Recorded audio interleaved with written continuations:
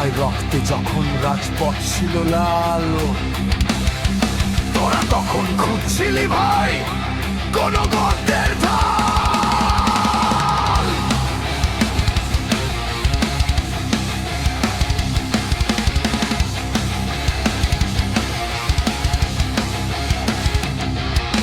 জুলাইয়ের সেই গণহত্যা এখন তোদের কাছে স্রেফ কথা, ক্ষমতার জন্য তোরা বেঁচেছিস জাতির সম্মান ও মাথা। যাদের বুলেটে বুক ফেটেছিল, জমদূত ছিল যারা,